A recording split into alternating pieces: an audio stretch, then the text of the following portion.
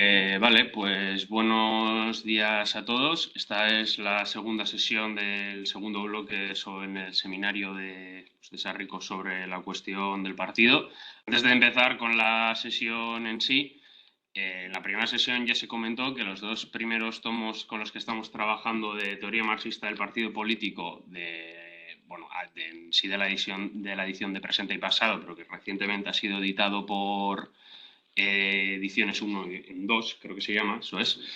Estaban los dos primeros tomos y bueno, igual algunos ya lo sabéis, pero han reeditado recientemente el tercer tomo también, así que bueno, pues os animamos a modo de compromiso militante con estas editoriales pequeñas que editan estas obras, pues adquirir el tomo o en todo caso a darle difusión o en todo caso pues que sepáis que tenéis ahí el PDF para descargar libremente en caso de necesitarlo, pues tanto el tercer tomo como de los demás. Pues una vez dicho esto, la sesión esta pues trata sobre el texto de Lucio Magri, Problemas de la teoría marxista del Partido Revolucionario. Y para empezar, un segundo que voy a abrir esto porque tengo cosas apuntadas en el libro, lo voy a tener a mano. Pues, así a modo de índice yo básicamente lo he repartido en la misma estructura que lo reparte el autor, lo único que yo le he puesto como unos títulos un poco así de libre y de causa, que yo creo que sean pues más o menos una introducción, pues la caracterización de Marx del partido político, pues la caracterización del espontaneísmo al pues, partido de nuevo tipo de Lenin, o bueno, lo que él le llama el leninismo, la caracterización pues, que hacen Luxemburgo y Lukács, por último Gramsci, por último Gramsci en cuanto al repaso histórico, y luego pues, sería pues, más o menos un poco como el análisis concreto pues, del tiempo contemporáneo pues, en el que se sitúa el autor, y luego yo creo que sería un poco como la propuesta o cuestiones que quiere pues, tratar el autor. Bueno, antes de empezar con lo que es el texto en sí, un poco pues, sobre la figura del autor, Lucio Magri, pues a diferencia del autor del anterior texto, que era pues, básicamente un profesor universitario, sí que es una persona pues, que ha sido pues, un militante político en Italia pues, durante toda su vida. Fue miembro del PCI pues, en las fechas que aparecen, del 56 al 69. El texto, un poco para que nos ubiquemos, es de la misma época que el anterior, del año 63. De hecho, creo que se publica en la misma revista, no sé si es el mismo número, pero desde luego en la misma revista y en el mismo año. Y pues bueno, pues Magri pues pertenece pues un poco al sector izquierdista, podríamos llamarle, o el sector de izquierda, mejor dicho, que del PCI, y acaba abandonando pues en el 69 pues con la intervención en Checoslovaquia pues por parte de la Unión Soviética pues con diferentes pues problemas y de polémicas que hubo ahí. Después de abandonar esto, funda pues el Manifiesto, que es un periódico que igual algunos lo conoceréis porque es un periódico que hoy en día se sigue editando, casi, o sea, a ver, no es el periódico de más tirada que tiene en Italia, pero bueno, es un periódico bastante mítico como dentro de estos, y pues se convierte, una vez abandona el Partido Comunista Italiano, en el secretario general del partido que vuelve a fundar, Partido de Unidad Proletaria, el cual luego pues, se vuelve a meter dentro del PCI, pero bueno, pues cuando el PCI entra en la deriva está liquidacionista de entrar dentro del Partido Democrático de Izquierda, pues cuando ya el PCI, pues bueno, si antes se podría decir que era liquidacionista, ya literalmente se dedica a liquidar el partido incluso nominalmente, y pues ahí de nuevo se vuelve a alejar y pues pasa a ser miembro de Rifondazione y etcétera, etcétera, y pues un poco para ubicarlo en qué entorno se sitúa. Lo dicho, o sea, el texto es de la época sobre todo pues del año del 63, cuando es miembro del PC, entonces yo creo que el texto, a diferencia igual del anterior, sí que responde como una necesidad o una preocupación militante de qué dinámicas o qué cuestiones se está viendo pues dentro concretamente, evidentemente, del movimiento comunista italiano, pero también dentro del movimiento comunista internacional. Una vez dicho esto, pues comienzo con la introducción. Magri primero, pues bueno, en la introducción yo creo que intenta pues como ubicar el marco de su análisis, así en general, y él identifica principalmente dos momentos o dos cuestiones o dos procesos que para él son importantes, que pueden llegar a caracterizar de manera importante con respecto a otros periodos, que es pues, que ha habido una transformación muy rápida de la sociedad respecto pues, a modos sociales pretéritos, y pues que se ve la necesidad o que hay la necesidad pues, de la de superar las formas ideológicas y organizativas que ha tenido pues, hasta entonces el movimiento comunista internacional. He puesto MCI, MCI no se refiere a italiano, se refiere a internacional. Luego se saca un poco de la chistera, bajo mi punto de vista, un término que es el de totalitarismo tardocapitalista, que a mí me suena un poco al juego este que se suele hacer en sociales de pongo capitalismo con diferentes apellidos y entonces ya una caracterización totalmente diferente de, pues de la, pues pues, cualitativamente diferente de respecto a otras etapas históricas, podríamos decirlo. Aquí habría que entrar hasta qué punto son como características inherentes pues, del totalitarismo capitalista o son tendencias generales del capitalismo, porque, por ejemplo, unas de las características que él enumera son la masificación de las conciencias, la disgregación de la vida asociada, la deformación de las necesidades y la subordinación de la cultura pues, a la lógica burguesa, la burocratización de los partidos, es decir, que los partidos se tienen que ver insertos pues, en el juego burocrático, pues, institucional en ese sentido, que al mismo tiempo se vacía de contenido estas instituciones y que pasa pues, a manos privadas, por así decirlo, a los intereses privados, y entonces que se da pues, esa transferencia de poder. También en este pues, periodo o en este estado de totalitarismo tardocapitalista también caracteriza pues, que es muy importante que este capitalismo pues, que hace como un ataque muy furibundo a la figura del partido y que intenta obstaculizar constantemente pues, la conexión entre el individuo y la vida social mediante la reificación de su conciencia. A mí, en general, líneas generales y sin tampoco detallar demasiado, todos los puntos que enumera a mí me parecen tendencias generales del capitalismo, entonces no me parece que haya ningún tipo de necesidad de un adjetivo como añadido, por así decirlo. Frente a esto, pues que está pues la necesidad del partido. La necesidad del partido, ¿por qué? ¿Qué cuestiones no resuelve el partido? Pues según Lucio Magri, pues vendría a resolver pues, el problema de la subjetividad, es decir, pues, de cómo se articula la clase obrera como sujeto social, de cómo se articula, que luego lo mencionaré, pues la clase obrera es esa para sí. Le proporciona también esa visión totalizadora, esa pues no una visión pues, fragmentada de la realidad, sino una visión pues, totalizante de ella. Lleva a cabo una praxis transformadora del mundo real, le permite también hacer el análisis y crítica del mundo y luego pues principalmente sería pues un instrumento del hombre para dar pues, sentido a la historia. Por último, pues se acaba un poco con la finalidad que tiene el texto, porque a mí me parece interesante, o sea, por cómo lo da la finalidad, aunque luego sí es verdad que él mete como su como cosecha propia, podríamos decirlo, pero la finalidad básicamente del autor es reexaminar los debates teóricos sobre la naturaleza del Partido Revolucionario y sobre la relación clase-partido, para buscar los fundamentos históricos del tratamiento sistemático del problema. O sea, es decir, que básicamente hace una revisión bibliográfica de qué propuestas ha habido, de ver pues, de dónde salen o a qué se deben y a qué responden y cómo pues, se puede ir desarrollando eso para llevar a cabo pues, la reestructuración del partido.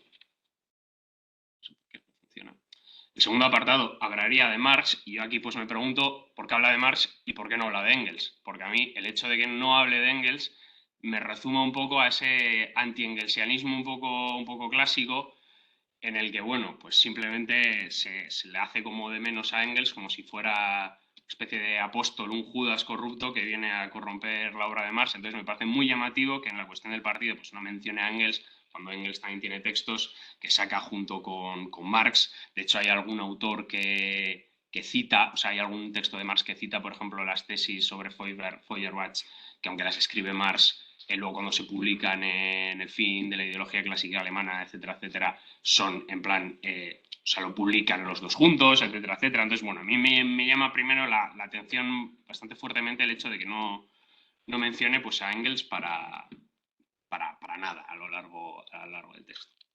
Y pues empiezo hablando con Marx diciendo pues, que no hay una exposición sistemática sobre la cuestión del partido en Marx. Pues hasta ahí, bueno, yo creo que es una cosa que vamos a estar todos de acuerdo, no hay una exposición sistemática, aunque pueda haber retazos o como cuestiones que pues, puedan llevar a hacer interpretaciones diversas, pero tampoco dicen que no hay una interpretación cabal de la cuestión de clase. Yo me pregunto, tampoco la hay, porque es que se refuta el mismo. Luego, en plan, empieza a citar cuestiones de qué es la clase para Marx o qué es esto, que, o sea, a lo mejor no hay un desarrollo sistemático como podría haber en otros textos posteriores de otros autores, pero desde luego yo creo que sí hay unos trazos bastante más evidentes y una cuestión de qué es la clase en Marx bastante más claro que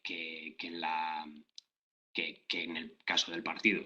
En cualquier caso dice pues, que tener esta teoría sobre qué es el partido y qué es la clase, pues que responde pues, a una necesidad revolucionaria y pues que entonces que ambas en ese sentido serían necesarias.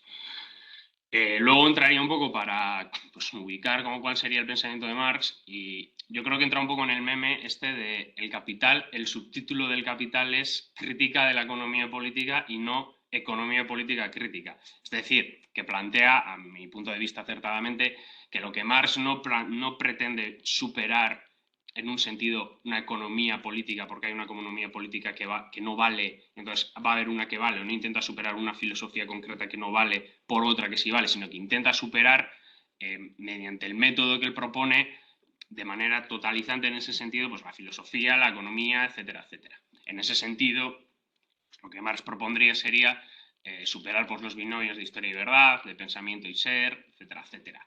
De esta manera pues, se superaría pues, el absolutismo idealista que vendría por reflejado en la alienación religiosa y el idealismo abstractamente superpuesto a la historia, que sería una especie de utopismo iluminista, una especie pues, de la crítica que hace en el manifiesto pues, a los socialismos utópicos, etcétera, etcétera. También de esta manera pues, rehuye del irracionalismo historicista, es decir, una interpretación que se podría decir pues, que sería pues, que todo está condicionado por la historia, entonces pues, una especie de todo es subjetivo y al mismo tiempo pues, de la vía contraria, de una relación determinista, en el sentido de que el ser humano no tiene pues, como espacio donde actuar porque está totalmente determinado por todo, entonces no habría ahí ningún espacio para la acción libre en ese sentido. Mediante todo esto, el Magri lo que él plantea es que pone los pilares para la acción del hombre, para la acción consciente del hombre sobre la historia. Luego, pues hace una breve mención al método dialéctico, que a mí me parece interesarla porque también es cierto como arista que trasvasa todo el texto, es un poco también desde un punto de vista teórico de cuál es como el análisis dialéctico que se hace sobre la relación de clase, partido, etcétera, etcétera. Entonces, pues bueno, Magri dice que el método dialéctico sería analizar la realidad sin aislarla de la totalidad en cual se inserta, es decir, que no se aísla pues ni la relación del sujeto, que no aislarla de la relación que tiene el sujeto con la realidad que conoce. O sea, eso no, pues que no aislarla pues, de su totalidad, como bien dice ahí, de su contexto general. Pero claro, que para esto sería necesario un sujeto cuya consciencia y ciencia coinciden y que de esta unidad emane el proceso real del conocimiento como unión entre praxis y teoría. O sea, en este sentido yo creo que lo que plantea es un método dialéctico que no sería un método en ese sentido, más bien iría por la propuesta hegeliana de que dialéctica y realidad no tienen ninguna diferencia, que dialéctica y realidad que son lo mismo, que no hay un método dialéctico de análisis, sino que la dialéctica simplemente es por así decirlo, cómo se forma la realidad. ¿Cuál es el problema de este sujeto? Pues que buscar este sujeto abstractamente ya es complicado. Buscarlo históricamente determinado es todavía más complicado. ¿Cuál es la cuestión? Que aquí pues, se plantea el proletariado como sujeto potencial o el proletariado como sujeto potencial que pueda llevar a cabo estos procesos. Que por un lado, claro, tendríamos el proletariado como sujeto histórico, que estaría pues, separado del cuerpo social y que ya no sería dueño de la ciencia ni de la técnica, sino que estaría subordinado a esta. Entonces, que en ese sentido, pues no tendría esas características intrínsecas de lo que sería el sujeto del método dialéctico. Y por otro lado, pues tendríamos el proletariado como sujeto histórico potencial, ya que pues, este proletariado tiene un conocimiento crítico de la sociedad misma donde está inserto, tendría, según Magri, una tendencia a reconstruirla totalmente y luego, pues según también la lógica que propone Magri, el proletariado pues, sería el sujeto capaz de realmente de realizar definitivamente esa dialéctica amo-esclavo hegeliana, aunque él no sé si lo plantea en esos términos, pero yo es como la interpretación de Hago, que sería pues en el sentido de que bueno, esto o sea, será, bueno, antes por lo menos se da en bachiller, entonces igual estoy diciendo una cosa que ya es sabida, pero bueno, la dialéctica amo-esclavo, pues en resumidas cuentas, pues sería pues que el amo no puede ser libre aunque pues tenga al esclavo porque depende de él, y el esclavo no puede ser libre aunque se libre de su amo, porque si se libra de su amo solo aspiraría pues a ser otro amo, entonces no sería libre. Entonces, la dialéctica amo-esclavo se resolvería en un momento en el que ya no se rompe esa necesidad, entonces pues los dos son realmente libres. Es decir, cuando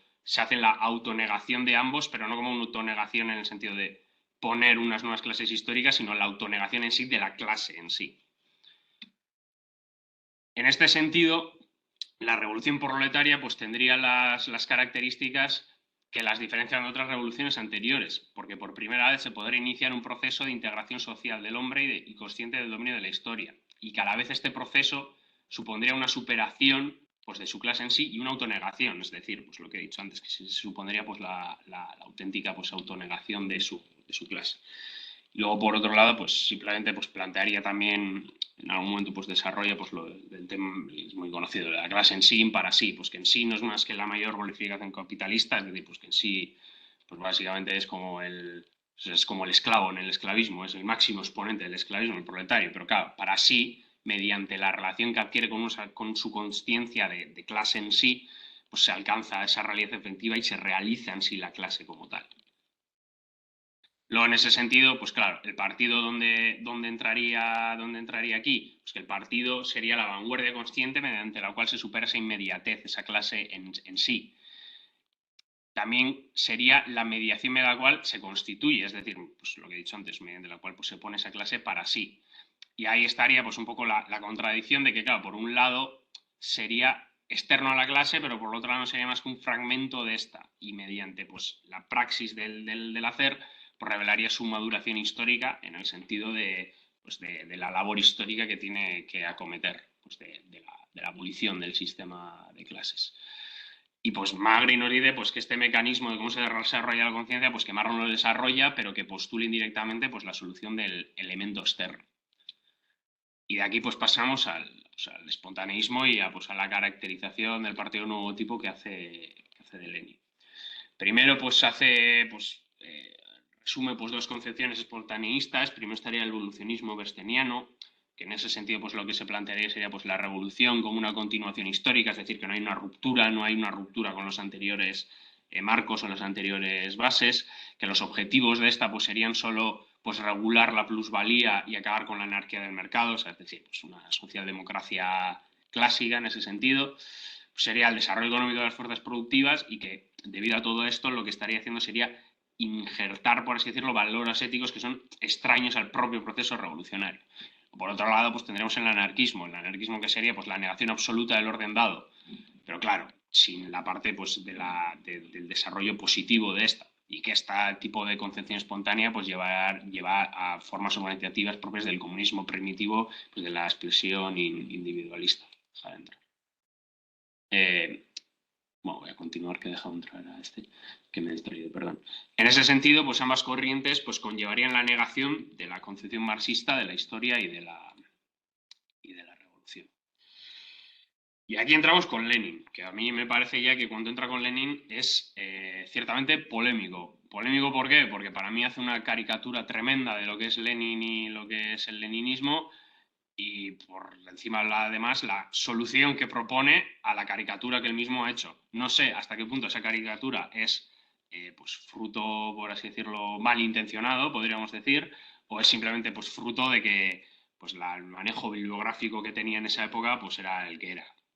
Bueno, simplemente fruto pues, de la formación política que ha recibido pues, Magri. Pero para mí me parece que hace una característica muy, o sea, una caricatura, perdón, muy obscena de lo que sería Lenin y el leninismo, y que cualquiera que haya leído los textos del primer bloque, o sea, yo creo que la detecta muy, muy fácilmente. Lo primero de todo, según Magri, sería que, claro, la lucha ferviente de Lenin contra el espontaneísmo sería fruto de las exigencias específicas pues, de Rusia. Rusia no es un país desarrollado, pues del tipo de conciencia que se desarrolla, pues es espontáneo, entonces pues debería, pues tiene como, se ve en esa necesidad política de luchar.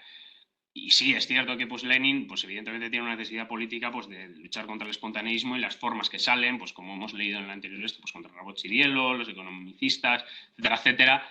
Pero es bastante evidente que no simplemente es fruto de las exigencias específicas, sino que Lenin combate el espontaneísmo ya sea ruso, alemán, italiano, belga o me da igual, combate cualquier tipo de espontaneismo. O sea, si evidentemente es fruto de las cuestiones específicas, es fruto pues del desarrollo que ha tenido el movimiento obrero en Rusia y fruto del que no ha tenido, por ejemplo, que hubiera podido tener en Alemania o en Italia o en otro país. Pero Lenin combate el espontaneismo universalmente. Por otro lado, pues plantearía al partido como la superación de la inmediatez política de ese espontaneísmo. Y luego aquí hay una cosa que, bueno, a mí yo no la entiendo muy bien a qué se refiere, pero que en esa lucha, o sea, en ese acto, mediante en el que intervendría en el desarrollo, porque claro, esto es lo que ubica Lucio Magri, es que claro, que o sea, yo creo que lo que intenta decir o lo que se quiere intuir es, por así decirlo, como que interviene un poco artificialmente en el desarrollo natural que tendría que tener pues, el transcurso político de los acontecimientos en Rusia. Y esto pues siempre vendría de la voluntad libre. Subrayo lo de voluntad libre porque no entiendo muy bien a qué se refiere con lo de voluntad libre, pero bueno, parece curioso. Luego pues saldría Kautsky, que bueno, pues Kautsky es una persona ya pues bastante conocida, entonces pues no me voy a detener demasiado. Pero, pues, básicamente lo que Kautsky plantearía pues sería que la dialéctica mediante el cual el proletariado se constituye en clase se funda en su relación con la cultura y la ciencia, es decir, que ahí habría una separación entre la ciencia y la consciencia, de que el partido sería el representante, por así decirlo, de una ciencia externa al movimiento real del proletariado, que mediante el cual pues, se introduce esa ciencia externa, pues, por así decirlo, se sufre como una iluminación, podríamos decirlo.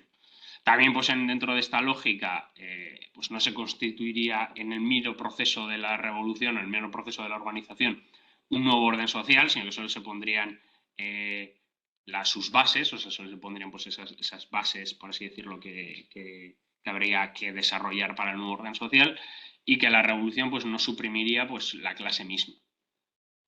Luego, pues con esto y siguiendo pues, con la concepción leninista del partido, y etcétera, etcétera, menciona una cosa bueno, que puede ser una duda, una preocupación bastante razonable y que a mí no me parece baladí, que es efectivamente el peligro de la burocratización del partido. Y Magri pues comenta lo siguiente, que el partido corre el peligro de convertirse en una conciencia revolucionaria abstracta. Lenin lucha contra todo esto, pero sin una victoria definitiva. ¿Por qué lucha contra esto y no puede obtener una victoria definitiva? Según Magri, por el mero desarrollo que ha tenido, pues las peculiaridades rusas no le impiden, y esto creo que no lo dice aquí, creo que lo dice más adelante, pero no le impiden desarrollar una conciencia socialista plena que haga en contra de pues, estas tendencias burocratizantes dentro del partido. Sí, de hecho lo comenta aquí, que no he leído esto. O sea, lo que comenta es que, pues, que esto es fruto de llevar a cabo pues, la revolución en un capitalismo no maduro y con un programa extraño al socialismo, es decir, pues, un programa de mínimos en el que insulta Lenin pues, como muy condicionado aparentemente pues, la cuestión agraria, la cuestión nacional, y etcétera, etcétera.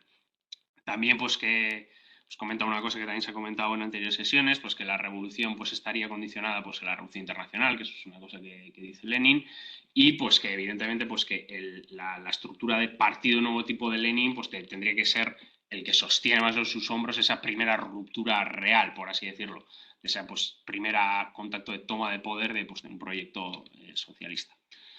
Luego pasaría con los críticos de Lenin, Luxemburgo y Lucas. Con Luxemburgo, sin entrar mucho en detalle, a mí me parece que de todas las caracterizaciones que hace, me parece que es la más acertada, con muchas limitaciones, que las otras me parecen muy malas, o sea, ciertamente. Entonces, bueno, sin entrar mucho en detalle, a mí me parece que, bueno, que más o menos es como la más acertada de todas, aunque, bueno, evidentemente se pueden sacar muchos pegos de la caracterización que hace. Pero, bueno, por Rosa Luxemburgo lo que sería, en resumidas cuentas, pues una crítica a la línea centralista, ese partido de los jefes, pues que se venía pues siendo pues personificada en Lenin, pero también pues es una crítica al oportunismo, porque ella pues como militante del SPD pues se ha criado con elementos oportunistas constantemente, entonces pues está como en esa lucha constante contra los dos. Por ello pues tiene muchos vínculos por cómo se ha desarrollado pues la propia política alemana con el espontaneismo alemán, que la cual pues le llevan a tener ciertas propuestas en el ámbito político que se podrían tildar de espontáneas. ¿Cómo resuelve pues esta tensión que hay pues entre su lucha contra el oportunismo, el espontaneísmo y la crítica al centralismo, porque pues lo que vendría a proponer Rosa Luxemburgo, y aquí pues bueno, también se podría debatir, según Magri, es pues que resuelve pues esta tensión mediante la crisis final entendida como imposibilidad económica, es decir, que lo que se plantea es que va a haber una hecatombe inevitable y que como va a haber una hecatombe inevitable en ese proceso de hecatombe, dicho lo dicho, pues se va a desarrollar esa conciencia socialista de manera más o menos, pues menos que más, pero espontánea. En la crítica que le hace a Rusia, pues dice, bueno, pues evidentemente pues haya habido pues un proceso, una toma de poder, pues no pueden pues simplemente hacer el chiringuito porque no va acorde con mi propuesta política, entonces nos vamos. Entonces ella resuelve el problema ruso pues enfrentándolo al realismo. El realismo que sería pues el problema agrario, el problema de las nacionalidades. Entonces que este realismo que el cual impone a Rusia no puede limitar la democracia política pues que hay en el país de los soviets. Esto pues como bien dice Magri en el propio texto, pues estas concepciones, pues en la propia Alemania, pues demostrarían pues las limitaciones que tuvo. Luego, por otro lado, Lukács, que Lukács, a mí me parece que todo lo que dice de Lukács, quitando lo de que hay un momento que dice que su pasión hegeliana lo condujo a un cajón de aguijón sin salida, todo lo que dice de Lukács me parece que está mal. Y ahora me voy a explicar por qué. Pero bueno, primero voy a decir lo que dice Magri. Según Magri, Lukács aceptó la totalidad de los principios leninistas, pero con premisas pues diferentes a estas. En ese sentido, se posiciona en contra de la teoría del reflejo y las interpretaciones positivistas. La teoría del reflejo, así explicado muy brevemente, si alguien no sabe lo que es, y aunque se ha tratado en el seminario de dialéctica y se ha discutido varias veces, pero pues alguien sabe qué es, decir, porque no estoy liando, pues básicamente algo así explicado muy burdamente, que sería pues como que el ser humano, mediante pues la acción con una realidad objetiva externa, es decir, mediante su praxis, pues mediante la capacidad, por así decirlo, o sea, la realidad externa es objetiva y es inherente y existe independientemente pues del ser consciente que la esto, pero que mediante, pues, por así decirlo, la praxis humana, mediante esa relación objetiva, pues nos devolvería un reflejo de la realidad, el cual pues nosotros pues procesamos y intuimos pues como ese reflejo. El problema que tuvo Lukács, pues según se me olvidó el nombre del autor, según Magri, perdón, pues es que no pudo pues saber cómo salir en ese embrollo hegeliano que se metió, cómo pasa pues el proletariado, su inmediatez política, cómo surge pues un momento positivo. Vale, ya voy a decir por qué para mí me parece que todo está mal. Para mí está mal, bueno, todo igual mal, pero me parece que tiene muchas pegas la lectura que hace sobre Lukács por varias razones, que tampoco me quiero alargar mucho, pero bueno. Primero se basa precisamente, según lo cita él, en Historia y Conciencia de Clase, el cual es una obra que Lukács, que de hecho creo que está en el tomo de Historia y Conciencia de Clase que editó hace un año así, igual, siglo XXI, hay un prólogo de Lukács en el cual se ve que dice que, bueno, que la historia pues jugará mi obra, pero básicamente, vamos, parece Marx contra Proudhon. O sea, quiero decirte, se mete una caña él mismo cuando es joven, o sea, reniega totalmente de esa obra. Luego, por el otro lado, dice que aceptó la totalidad de los principios leninistas. Y es como, sin entrar tampoco en muchos detalles, bueno, ahí podría haber ciertas dudas, porque de hecho el partido húngaro le echa porque presenta unas tesis, las tesis de Bloom, que se llaman, en las cuales pues plantea básicamente, reniega del concepto de la dictadura del proletariado. Entonces lo que hacen es le echan del partido totalmente. Y luego dice además, al final, en las últimas páginas, pues que todo lo que ha comentado él que lo obligó a hacer una autocrítica. Autocrítica a la cual Lukács póstumamente no, pero creo que en alguna carta, en alguna correspondencia que salió póstumamente, se ve que califica como una mentira táctica necesaria. Es decir, que para poder seguir interviniendo políticamente, pues que se ve obligado como a hacer una especie de autocrítica que él no la considera sincera. Es claro, esta caracterización que hace de Lukács como de aceptó por principio de los principios leninistas, pues un poco como complicado. De todos modos, pues con todo esto, pues el autor pues admite que a pesar de que hay críticos con el principio leninista, pues bueno, que esto pues se mantiene como posición hegemónica, entonces pues se plantea hasta qué punto pues la propuesta luego desarrollada, entre comillas, del socialismo en un solo país, o así decirlo, es necesaria, etcétera, etcétera. ¿Qué sale pues al rescate de esto? Gramsci. Evidentemente, aquí también me parece que hace una cosa intelectualmente muy poco adecuada y bastante poco honesta. Que no sé si es porque, pues por la militancia política que él mama, pero claro, él es italiano, Gramsci es pues un referente del movimiento comunista italiano, y parece que barre para casa escandalosamente, o sea, se pone de árbitro y vamos, o sea, porque hasta ahora está haciendo como de árbitro neutral, más o menos, tal, no sé qué. De repente, claro, se pone la camiseta del equipo local y empieza a pitar penaltis uno detrás de otro a favor de Gramsci. Entonces, claro, o sea, me parece que hay de hecho muchas cosas que le atribuye a Gramsci, que también están dentro del leninismo, y también hay muchas cosas que propone pues, dentro de su propuesta, que también están dentro de lo que podría ser los principios leninistas, aunque bueno, luego se pueden desarrollar con más o menos palabras. Entonces, claro, pues bueno, hay cosas aquí que se pueden comentar que son interesantes, pero la lectura que hace, desde luego, me parece bastante parcial. La primera, que es lo que plantea de Gramsci, cuál es como el éxito de Gramsci en este sentido, pues la archillatrilladísima como fetiche prácticamente, yo diría, por la mera academia occidental, que por eso pues Gramsci es un autor en ese sentido que gusta mucho en la academia pues, occidental, pues que él, según esto pues se plantearía pues que hay una relación entre la revolución y la historia pretérita a esa revolución, es decir, que hay como condicionantes anteriores a incluso que se haya dado el desarrollo del capitalismo, pues que condicionan todo el metabolismo social, y que bueno, y que por otro lado la articulación de la sociedad burguesa cada vez es más compleja y que, bueno, evidentemente sería más compleja que la sociedad zarista. ¿Esto qué le lleva pues a decir? Pues que hay una autonomía de la superestructura que no se puede reducir simplemente a la base clasista de los gobiernos. Aquí vamos, podría haber muchas cosas. De hecho, se han escrito ríos de tinta, empezando por la diferenciación de estructura, superestructura, etcétera, etcétera. Pero bueno, o sea, no, tampoco me quiero detener demasiado aquí. Luego, si en el debate se considera pues interesante, pues lo podemos comentar. Pero eso es como una lectura bastante canónica, yo diría esta. O sea, canónica desde la academia, sobre todo pues, occidental. Luego sí que es, o sea, sí que es verdad que evidentemente hay elementos de Gramsci pues, que desarrollan esto. Pero... Pues en Gramsci hay otra cuestión muy importante, o una figura muy importante que le da bastante importancia, que son los intelectuales. ¿Y qué serían los intelectuales en Gramsci? Pues representarían la expresión más orgánica y madura pues, de las tradiciones, valores, etcétera, etcétera, de la cultura en general. Estos intelectuales tendrían autonomía propia, es decir, en el sentido que se podría hilar con el debate ya viejo de la agenda, a ver si existe una agenda como una agenda propia, pero pues en ese sentido que los intelectuales pues serían capaces de obrar pues independientemente pues de ciertas ligazones inmediatas que podrían tener pues a lo que respecta pues a su reproducción tal. Luego, por otro lado, con respecto al proletariado, pues un intelectual, por así decirlo, pues marxista, en ese sentido, pues representaría la mediación entre la inmediatez pues, que tiene ese proletariado y la realidad social viva existente. Perdón. Y en ese sentido, y siguiendo con eso, pues que la ideología revolucionaria, es decir, la conciencia del partido, se presentarían o se representarían la unión dialéctica pues, de ambos elementos. Por otro lado, pues claro, aquí tendríamos contraria, según esto, pues el partido y la conciencia revolucionaria.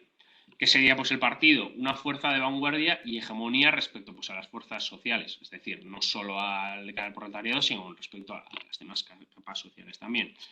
También se introduce la cuestión de la historicidad del marxismo, es decir, que el partido, pues a diferencia de lo que plantearía Kautsky, no introduciría una verdad científica externa y objetiva, sino que sería pues meramente en su acción pues el instrumento para elaborar esa verdad misma que estaría siempre pues sujeta a una autocrítica. Por otro lado, pues tendríamos que la consciencia, pues que sería el producto que hay entre la relación del proletariado y la cultura, y el partido pues aparecería como la expresión de esta relación. Y por otro lado, el partido, pues principalmente, o ante todo, creo que dice Magri, sería, su trabajo sería de transformación y educación con las masas. Mediante esto, las reivindicaciones de las masas entran en común con las perspectivas del partido. Bueno, esto sería una afirmación un tanto polémica, lo de que entran en común, o sea, simplemente como espontáneamente. Y luego, por otro lado, que la labor está presuntamente gramsciana de trabajo de transformación de educación en las masas, a mí me recuerda bastante, por ejemplo, al principio de elevación de las masas de que tiene del leninismo, de elevar las masas. Entonces, por eso digo que me parece que hay ciertos elementos que atribuye a Gramsci que los considera como exógenos a Lenin, y realmente no lo son, porque, o sea, de hecho, Gramsci, esto se ha comentado alguna vez, pero menos que más que menos, representaba al ala leninista del PCI en Italia. Y pues luego con esto pues pasaríamos, yo creo, que a lo que él intenta hacer, por así decirlo, un análisis concreto de la realidad concreta, según él, que yo creo que es más bien un análisis de pues ese tardo capitalismo que él caracteriza. Y en este tardo capitalismo, ¿qué fenómenos ocurrirían así subrayados? Pues él subraya 4. Primero, que habría una nueva fisonomía social, es decir, que el sistema pues, crearía patrones de conciencia, dificultando la unidad de clase, es decir, pues fragmentándolo pues dependiendo pues, pues, su característica, es decir, que fragmentaría pues en ese sentido, aunque pues, por poner un ejemplo que igual podría ser trillado, no lo sé, pero desde luego es como contemporáneo, pues fragmentaría, pues yo que sé, una mujer que es trabajadora, pues la contrapondría con otra persona que es trabajadora, pero pues que es negra, por así decirlo, o de color, pues porque ahí pues entraría cuestiones pues para desvalorizar la fuerza de valor, también como el capital pone en contraposición pues, a los trabajadores entre sí pues, en diferentes identidades, etcétera, etcétera. Otra cuestión que apunta, pues que las incitaciones de tipo no socialista, es decir, ese programa mínimo, esas reivindicaciones democráticas generales, ya no son utilizables porque ya esos pasos democráticos, etcétera, etcétera, ya se han dado. Entonces ya no hay pie a pedir pues, el fin del zarismo o el fin de la monarquía en la mayoría de países europeos, porque ya se ha dado ese proceso, ya se consumó totalmente esos derechos democráticos mínimos. Por otro lado, comenta pues que el contraste que tiene el sistema y toda la tradición cultural, pues que adquiere una nueva dimensión. Tampoco explica muy bien en ese sentido, yo creo, cuál es la nueva dimensión que adquiere, o yo por lo menos no entiendo como que la desarrolle claramente. Pero pues bueno, que adquiría pues una nueva amplitud, y en ese sentido ese contraste pues podría llevar a cabo pues, a una radicalidad, él dice, antes imposible. Y luego, pues por otro lado, plantea que las reivindicaciones sindicales ponen en duda directamente al sistema, ya que este no los puedes abordar. Es decir, plantea que el punto de, por así decirlo, claro, esto es el año 63, igual estoy hablando de memoria, está patinando, pero bueno, pues está más o menos escribiendo en una época un poco de contraofensiva, donde hoy ya se puede empezar, pues en una contraofensiva liberal. Entonces, claro, le lleva a decir la tesis que, claro, que esa contraofensiva no se debe a una, por así decirlo, una desarticulación en el plano subjetivo, por así decirlo, sino una imposibilidad en el plano objetivo. Es decir, que el capitalismo no puede seguir perpetuando, por así decirlo, ese reparto en el plus trabajo, dándole como concesiones en forma de salario directo e indirecto pues, al proletariado. Y que en ese sentido las reivindicaciones sindicales, aunque también menciona pues, que se podría hacer la misma lectura pues, del problema de la mujer o de la organización cultural, que se puede hacer la misma lectura, pues que ya no los puede abordar por característica. Pero sí que es lo que dice, pues que estos estímulos, estos fenómenos, pues que meramente pues no llevan por mera presencia autónoma, por así decirlo, a llevar una conciencia, sino que se intentan articular en una vía revolucionaria. Y él aquí lo que plantea es que, claro, que todas pues, estas esferas o estas cuestiones o estos estímulos tomarían una forma autónoma y desde su ángulo visual ejercerían presión sobre el sistema y postularían su superación. A mí esto me suena a dos cosas. Primero me suena al planteamiento clásico, pues como de los partidos de la Segunda Internacional, de vamos a hacer aquí, pues no sé, clubs de campo para obreros, en ese sentido, pues cada uno con un con un ámbito pues específico, y ahí pues ganamos la hegemonía, y a partir de ganar la hegemonía pues como pues atacamos desde esa parcialidad, entre comillas, a eso. Y al otro que me suena es a interseccionalidad, unas esferas cóncavas que, pues bueno, se tocan pues un poco más, un poco menos, y bueno, y que desde pues esas diferentes gafas que te pones como para ver la realidad, pues que podrías atacar a la realidad de diferentes puntos y que ahí pues postular en su superación. Lectura que pues lo podemos debatir luego posteriormente, pero a mí me parece pues totalmente incorrecta. El partido, ¿cómo entraría aquí? Pues sería la síntesis de todos estos movimientos autónomos que los articularía pues a un modo de sistema. Y en esa unidad, en ese partido, pues sería, por así decirlo, el que abocaría a todas esas esferas autónomas que se crean, pues a la superación. Y luego, claro, él aquí plantea, que yo creo que ya es más pues como su propuesta en ese sentido más política, el partido nuevo, que claro, yo aquí me pregunto, ¿el partido nuevo o el partido de nuevo tipo?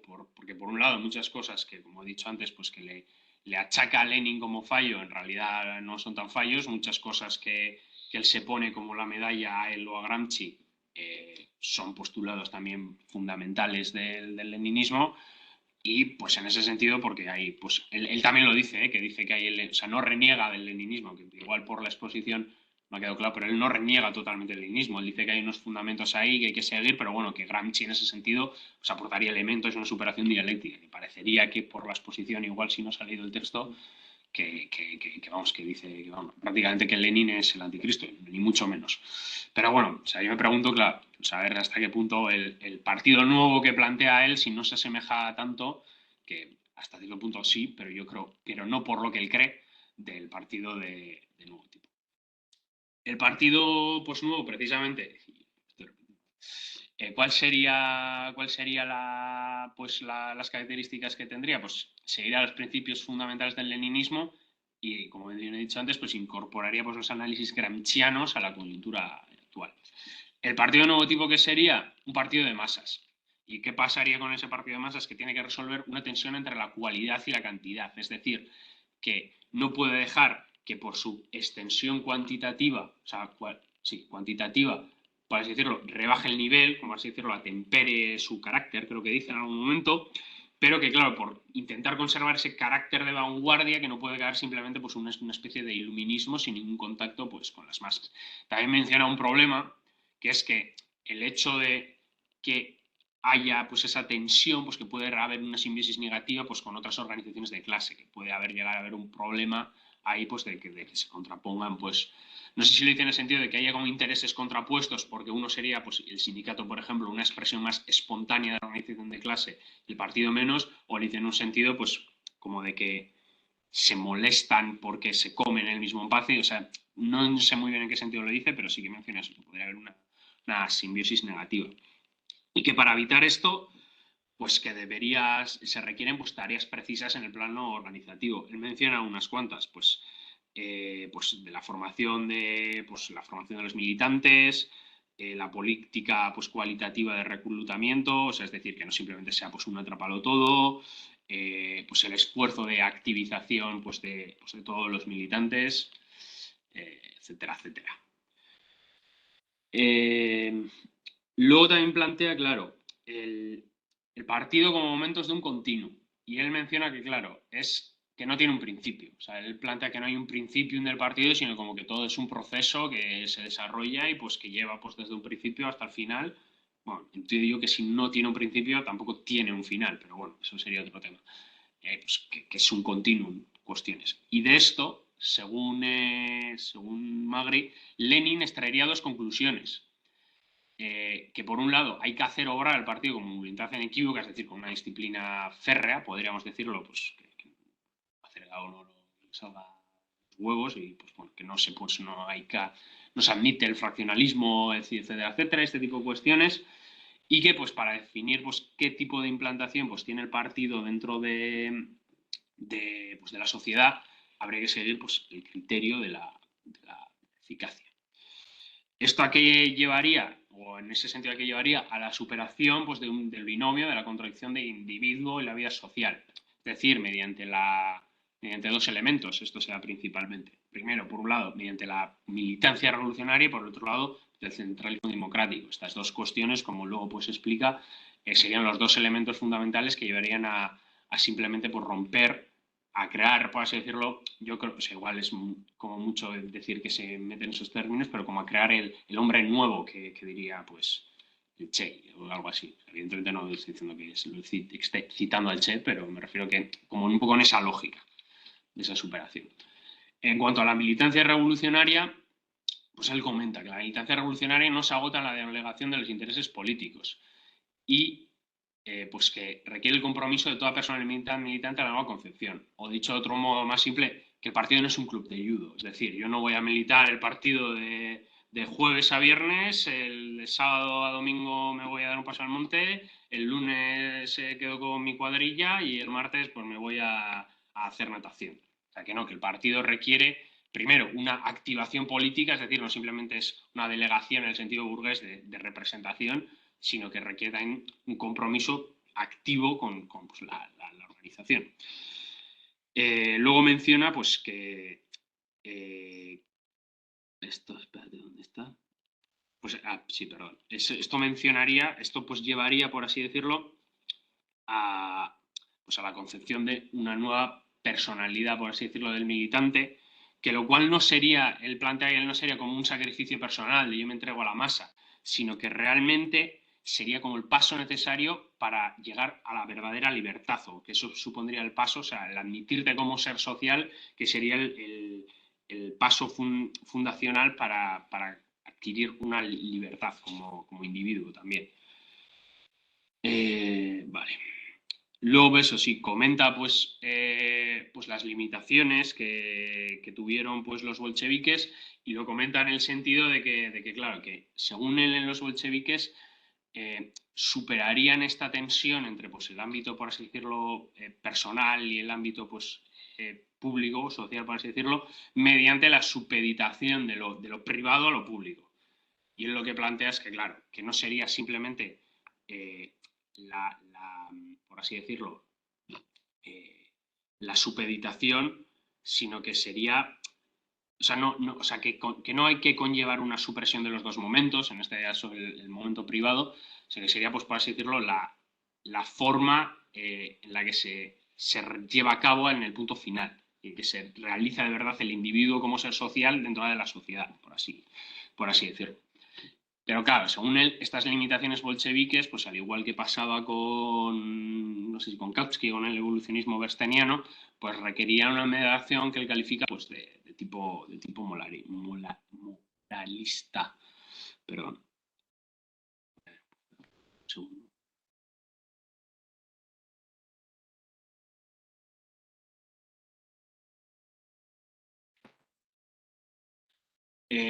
También, ¿qué más?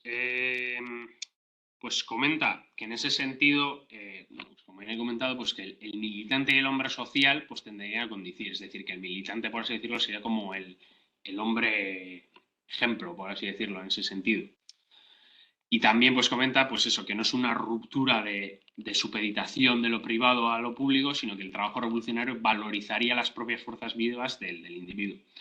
Claro, esto pues es idealmente incluso con la condición que él le pone. La condición que él le pone sería que esto solo es posible cuando la ideología y la praxis revolucionaria pues alcanzan una nueva fase de positividad en el sentido entendido de que está en calidad de construir una nueva sociedad. Y además que todo este problema pues plantearía pues, problemas nuevos en el ámbito organizativo, como podrían ser pues la superación de una estructura pues meramente territorial, la elaboración de nuevas formas de dirección, pues la articulación, pues dependiendo de las problemáticas sectores, etcétera, etcétera. Y luego, dentro de estos dos puntos importantes que él subraya, estaría el descentralismo democrático. El descentralismo democrático pues, vendría a resolver el problema de la democracia interna, es decir, de conseguir llegar a un consenso real con una línea justa. Una línea justa en el sentido de que no vale tener una línea justa si no hay un consenso real entre los militantes, porque si no eso pues, provocaría fraccionalismo, etcétera, etcétera, pero tampoco vale de nada un consenso real sin una línea acertada de acción. Y a eso vendría pues, a resolver el centralismo democrático. Comenta pues, que evidentemente esta línea política no está dada, sino que es en cambio el producto de la indagación crítica y de la intervención política. Es decir, que esto no es una línea a priorística, en la misma línea de lo que había comentado antes, sino que es una línea política que se desarrolla pues, junto con la praxis. En ese sentido, pues esto, por así decirlo, debería posibilitar, pues bueno, pues en cualquier cuestión, pues dentro pues, del propio pues, estudio del partido, pues que haya un debate real sobre cualquier cuestión, que luego él pues ahora luego lo desarrollará más en profundidad.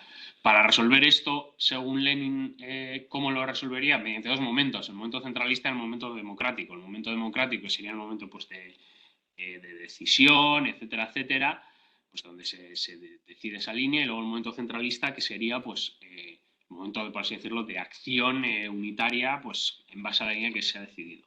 Y él comenta que es un error que es la contraposición entre estos dos momentos.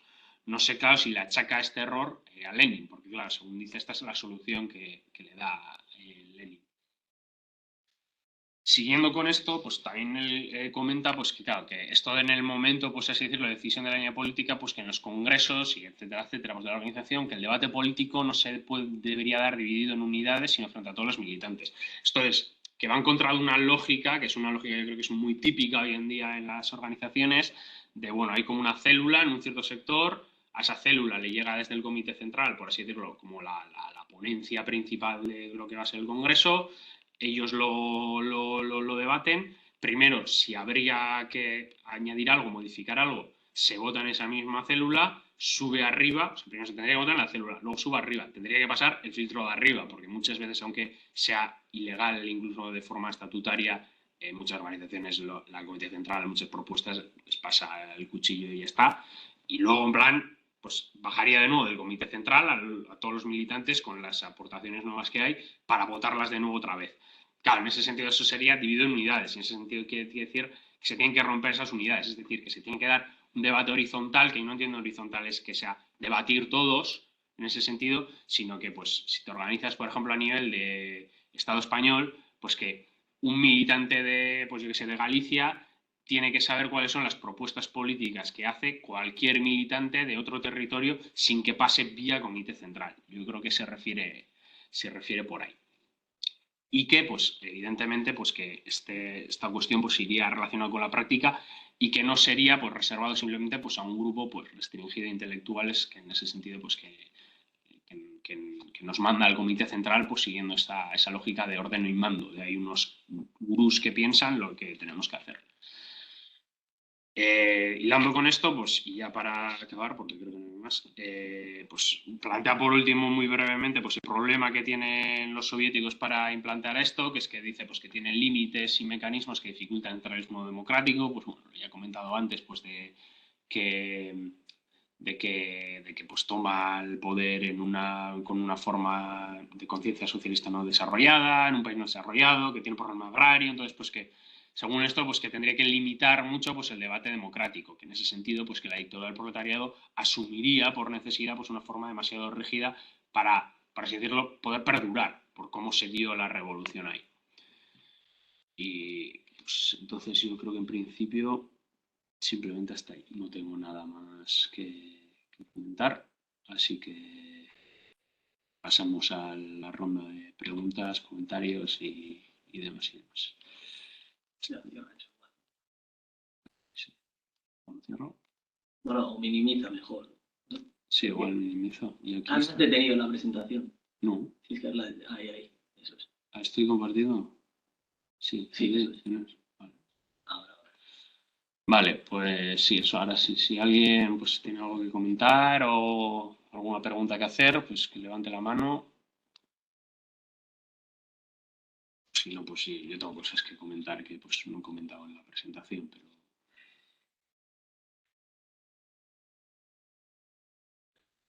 Sí.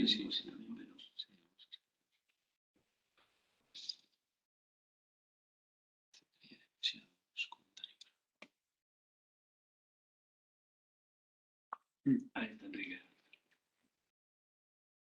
Enrique, no sé si has levantado la mano porque la has quitado, pero ahora, si tienes algo que comentar. Híjole, sí, ¿me escuchan? Perfectamente, sí, te escuchamos perfectamente. Bien, yo espero en primer lugar no ser impertinente y me disculpo porque por todo lo que voy a plantear. En primer lugar, Magri promete en su escrito una nueva concepción de partido y sinceramente no ofrece ninguna novedad. sinceramente. Todo está planteado. Yo no planteo que lo que Lenin dijo en el qué hacer y la experiencia de la Revolución de Octubre nos resuelva todas las situaciones políticas que se pueden enfrentar en el futuro. Ni digo que las recetas, o si así se consideran, los planteamientos de Lenin como una receta que yo no lo considero así, no tengan aspectos de superación. Magri no supera en nada, en mi opinión. Luego, quiero plantear una crítica al taller mismo, a la forma como hemos venido leyendo y analizando. ¿Por qué? Magri está hablando en el año 69. En tu presentación dices que es del 63, pero ese sexenio es el de los 60, sea 63, sea 69. Y él habla de la historia de nuestro partido. ¿Cuál? Del partido italiano.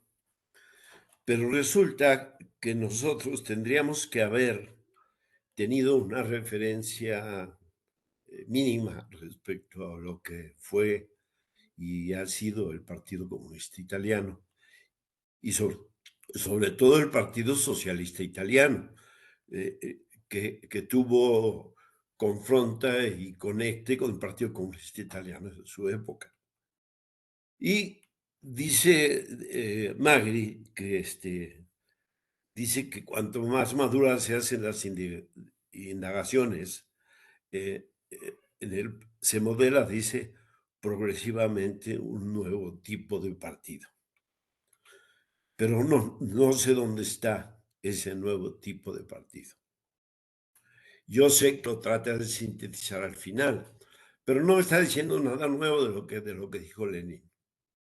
Comparto contigo lo que dices respecto al tratamiento de Lenin. Para mí, Magri, me disculpe antes, yo no sé si habrá una polémica fuerte, pero Magri lo que hace en su condición de militante del Partido Comunista Italiano es encubrir al estalinismo. Todo su desarrollo es no referirse a lo que realmente fue el estalinismo. 2, yo creo que el taller sobre el partido debe hacer el análisis de la conducta política que se asumió históricamente. No es el estudio histórico del partido. Podemos hacer el estudio histórico del partido bolchevique, pero también podemos hacer el estudio histórico de lo que fue la Revolución Alemana, la política del socialfascismo, la política previa en China que lleva a lo que se va a llamar después Frente Popular y que tiene que ver con partido de masas tanto en Alemania como en China, pero que tiene que ver con lo político. Magri dice en un principio que el asunto no es tanto táctico estratégico, dice que es teórico. Sin embargo, en lo teórico no desarrolla absolutamente nada. Luego, en realidad es un texto que deja mucho que discutir y mucho que objetar. Dice la transformación en la página 34, yo lo pasé a Word, no sé si sea la misma página. Dice la transformación rápida y tumultuosa de la realidad social, el pasaje de un capitalismo subrayado, tradicionalmente estático y atrasado, a una etapa de desarrollo nueva, dinámica y madura. Ojo, en los años 60, ojo, no, si se está refiriendo a Italia, entonces Italia no sé qué sería para el mundo y para la situación política mundial y del capitalismo. Ya habían transcurrido las dos guerras, que las guerras son la expresión de la descomposición y de eso que él llama tradicionalmente estático, o las guerras son la expresión de una etapa de desarrollo nuevo, dinámico y maduro. Dice, y de los instrumentos organizativos que durante muchos años caracterizaron al movimiento comunista internacional. ¿Cuál? ¿Dónde? ¿En qué partido? ¿En España? ¿En la guerra civil? ¿En China? Como dije, Chiang Kai-shek. ¿En Alemania? El socialfascismo, que lleva a la derrota y ascenso del fascismo en Alemania. ¿Qué es lo que estoy diciendo? Para mí, el tema del partido hoy no pasa por ver lo que dice Magri, que es confuso, encubridor del estalinismo, sino debe de pasar, después de que hemos analizado a Lenin, por situaciones concretas, exactas, históricas, de tal como se comportó en un momento dado ese partido, esa dirección. Y a partir de ahí, ver cuál es la política, sí, para pensar en una buena forma de hacer las cosas.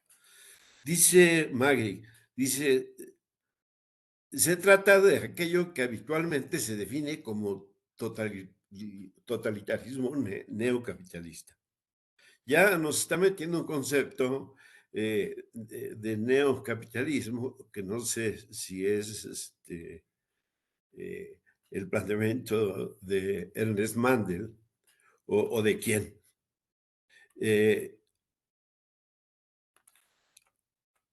Y vamos verdaderamente a lo que me parece escandaloso respecto al capitalismo.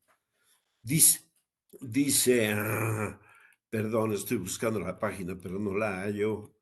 Espero que la tengan ubicada. Dice, precisamente porque el capitalismo maduro, y yo le pongo un paréntesis, no será en descomposición, depredador, bárbaro. Estamos en los 60, ¿eh? No. Él dice que no es una forma de decadencia general e inmediata de la sociedad, de crisis y de descomposición. Ojo, que conserva en sí muchos aspectos de unidad y progreso, entre comillas, deformándole su sentido humano, su naturaleza civil, es totalitarismo, deja sobrevivir formas parciales, aunque en parte ilusorias de autonomía, de verdad y de vida civil. O sea, es un humanismo democrático, para mí, vulgar, capitalista, lo que plantea Magri aquí. Insisto, si Magri vivió la experiencia, Magri militó desde el 56 en el Partido Comunista Italiano. Stalin muere en el 56, ¿no? En el 54. Él sabe perfectamente cuál fue el camino de las cosas. ¿Por qué encubre? Dice, la profunda revisión política e ideológica iniciada, ojo, en el 20 Congreso, esto es cuando Khrushchev denuncia el estalinismo y anuncia una nueva política, él dice que hay una profunda revisión política e ideológica. Ojo, profunda revisión política iniciada. Y él, porque además todo su texto es contradictorio. Él cuando habla, por ejemplo, de Marx, dice que Marx no analiza profundamente la cuestión del partido. Y yo le digo, pues yo le digo aquí, pues póngalo a leer el manifiesto, a Magri. Y luego dice que sí, que Marx hace un análisis, pero pues no es a fondo. Y es ya totalmente absurdo y escandaloso cuando dice que Marx no analiza la clase. Entonces yo le digo, Magri, por favor, póngalo a leer el Capital. Porque, ¿qué dice respecto al 20 Congreso, el de Khrushchev? Dice, y el reciente deterioro de la unidad internacional del movimiento comunista también gravitaron, o sea, influyeron de una manera seria y directa en la concepción del partido y de la praxis de la vida partidaria. Se le olvida a Magri que quien disolvió la Internacional Comunista fue Stalin. se le olvida o no lo sabe que la Internacional Comunista funcionó con un criterio verdaderamente internacional hasta el cuarto Congreso, hasta el Congreso en el que Lenin vivió.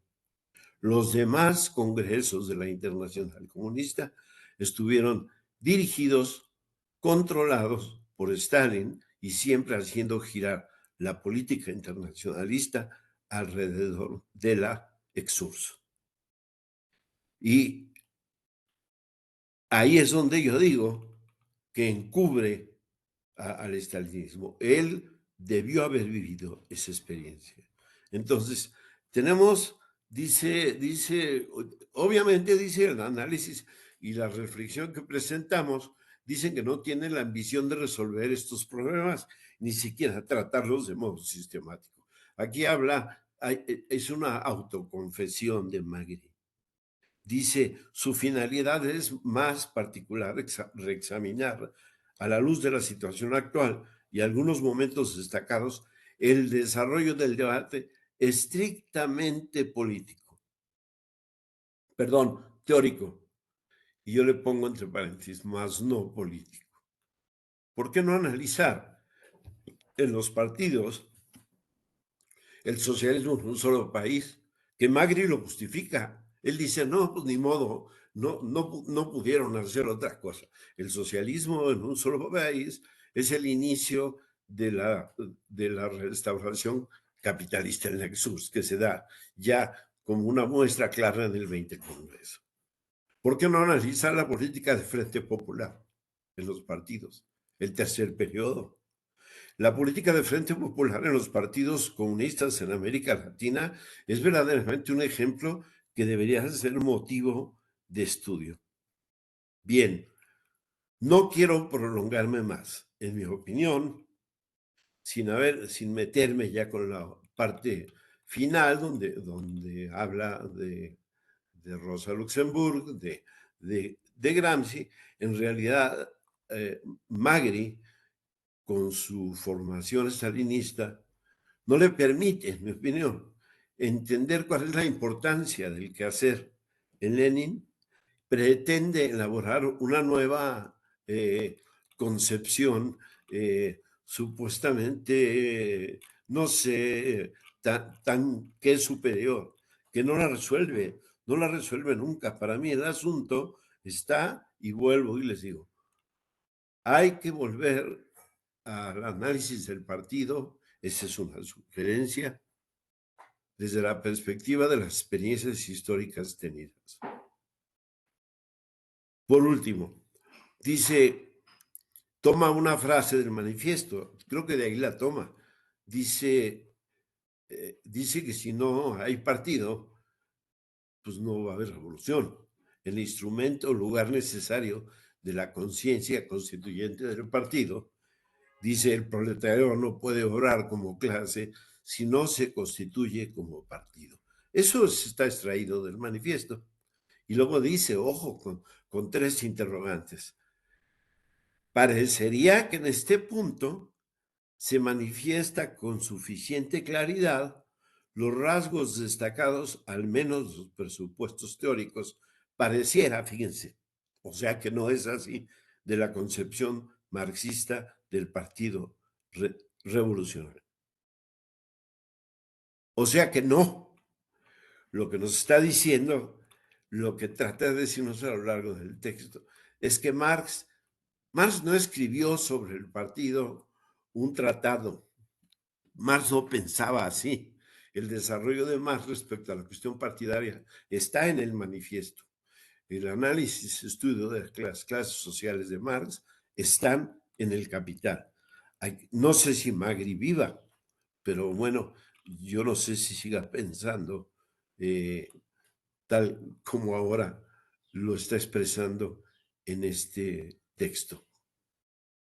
Perdón, gracias.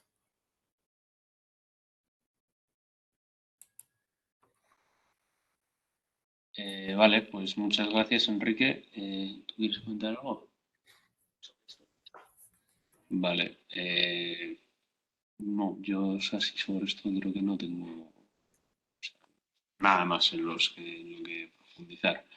Vale, pues si tiene alguien más alguna intervención o lo que sea, pues que levante la mano, pero pues de momento le voy a dar la palabra a Adrián para que comente.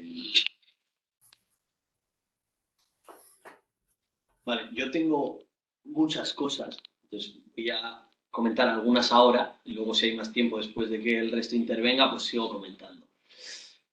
En primer lugar, yo creo que el concepto de clase y de partido que utiliza es el concepto de Lukács, ¿no? O sea, es algo que cita en Historia y Conciencia de Clase. Y me parece que hay algo también muy interesante de Lukács que cita y es el tema de que la revolución proletaria difiere de la revolución burguesa en que es un proceso de superación y autonegación. Dice que la burguesía ya había definido su fisonomía en las redes de la sociedad feudal y que la conquista del Estado lo que fue la sanción final y la generalización de sus intereses de clase. Sin embargo, la revolución proletaria desemboca en una sociedad sin clases. A mí esto me parece clave, me parece fundamental porque de aquí yo creo que podemos extraer varias conclusiones muy importantes. En primer lugar, es que nosotros, para la revolución socialista, lo fundamental de la revolución socialista no es volar, por así decirlo, la superestructura, es decir, el Estado. Con eso no se agota el contenido revolucionario del comunismo, sino que se trata de revolucionar precisamente la propia práctica de la especie, es decir, el trabajo. El trabajo que es esa característica definitoria del proletariado. Esto implica que el proletariado en este caso tiene que negarse a sí mismo como clase y que no se trata de afirmar unas relaciones de producción que ya aporta él inmanentemente, a diferencia de la burguesía, ¿no? Esto lo que imprime es al proceso socialista una mayor importancia, por así decirlo, de la conciencia. En este sentido, o sea, ¿por qué digo esto? Porque el proletariado, en este caso, tiene que negar la totalidad de las relaciones sociales. Es decir, si el trabajo es la característica definitoria de su ser, tiene que negar ese ser, que a su vez, digamos, es lo que constituye el conjunto de relaciones sociales burguesas, ¿no? Así, lo que no puede hacer es, desde un nicho parcial de la sociedad, edificar un proyecto afirmándose positivamente, que es lo que hizo la burguesía frente al feudalismo. Entonces, como tiene que negar todo el edificio social, o sea, es decir, revolucionar la totalidad capitalista, no simplemente partir desde un sector parcial de la sociedad como hizo la burguesía y extender ese dominio del sector parcial, es decir, porque como no existen las relaciones de producción comunistas dentro del socialismo, básicamente, o sea, del capitalismo, básicamente, necesita también conocer todo el edificio social. Es decir, necesita elevarse a la comprensión de la totalidad capitalista, a la comprensión del movimiento histórico en su conjunto, que diría Marx y Engels, ¿no? Es decir, a la totalidad histórica, que es también lo que habla Lukács en Historia y Conciencia de Clase, ¿no? Y en este caso, ¿cómo se capta esa totalidad histórica? Bueno, pues desde el plano ideológico, y esto es fundamental. Es decir, la importancia que tiene la ideología para el proceso comunista viene derivado precisamente de la naturaleza de la revolución comunista. En este caso, entiendo yo la ideología como síntesis del saber universal, por una parte, ¿no? O sea, es decir, elevarnos a lo que la ciencia natural como tal, nos ha ofrecido, por otra parte, la crítica de la economía política y finalmente el estudio de las experiencias revolucionarias del proletariado, ¿no? Esto, en primer lugar, pues me ha parecido algo bastante interesante, que, bueno, más que de Magri, esto es, o sea, sí, de Magri, es de Lukács, ¿no? Pero bueno, que me parece que tiene muchísima actualidad. Luego, voy a comentar una segunda cosa y ya después doy intervención a otra gente y ya después, si hay más tiempo, pues intervendré de nuevo. En cuanto a Kautsky, la conciencia es de fuera, la ciencia, etcétera, todo el tema este, ¿no? Magri plantea, un poco por sintetizar lo que pretende transmitirnos, plantea que el concepto de conciencia desde fuera para Kautsky equivale o se identifica con ciencia. Y que ciencia, para Kautsky, se identifica con misión histórica del proletariado como proceso necesario. Es decir, ciencia equivale a reconocer que el proletariado debe necesariamente suprimir o eliminar o revolucionar la sociedad y alcanzar la sociedad comunista. Y que la tarea del socialismo científico en este caso es introducir esa necesidad histórica dentro del movimiento proletario. Pero a esa necesidad histórica, como tal, el proletariado ya atiende. Lo que pasa es que lo que hace la inteligencia, por así decirlo, o lo que hace esa intelectualidad socialista, es acelerar ese proceso. Entonces, para él, lo que se trata simplemente de transmitir rudimentos científicos, es decir, transmitir la necesidad de superación del orden capitalista. Entonces, esto lo que hace es oponerlo a Lenin, que plantearía en este caso, y él lo plantea de una forma, porque Magri aquí es bastante oscurantista a lo largo de todo el texto, utiliza algunas palabras, bueno, antes hemos escuchado voluntad libre, pero utiliza otras palabras como praxis, creadora, etcétera, de una forma bastante misticista, diría yo, pero dice que la conciencia revolucionaria para Lenin no es solo una ciencia de la sociedad capitalista, sino la praxis creadora del proletariado en proceso de su autosupresión. No una ciencia de la economía, sino una crítica de la economía, la superación del pensamiento de lo que precedió. Bueno, en fin, de aquí podemos sacar varias interpretaciones.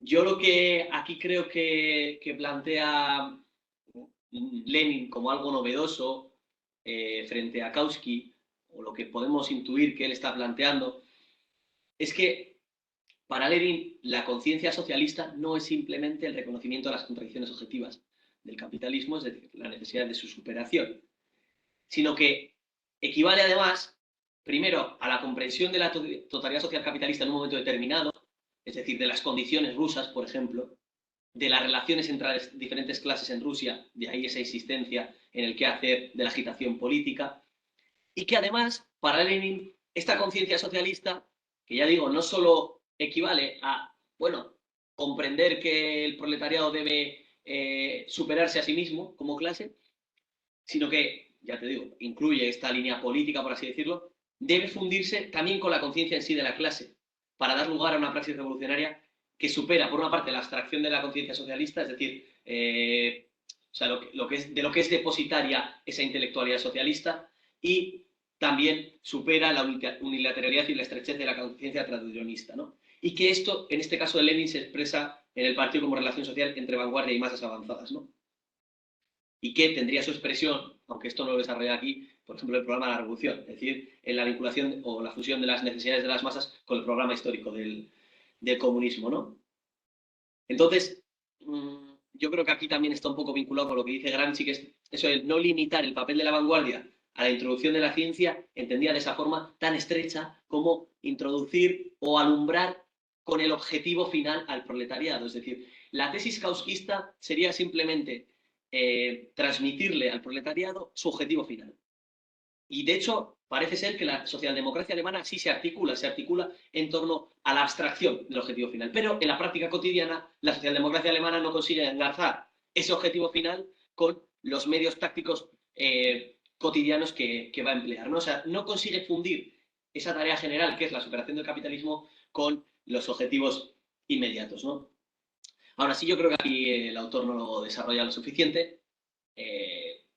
Sí que es verdad que menciona a Wachowski, pero tiene una tendencia bastante nociva, que es a no citar apenas, yo creo, a tirar mucho de oídas, y bueno, en este caso creo que no está suficientemente profundizado, pero yo creo que se refiere a eso, ¿no? O sea que, digamos, contrapone por una parte el socialismo científico entendido por Kautsky como simplemente ciencia socialista que en última instancia además es puro evolucionismo, porque es, bueno, esta ciencia socialista se la transmitimos al movimiento obrero, pero ya lo va a alcanzar por sí mismo.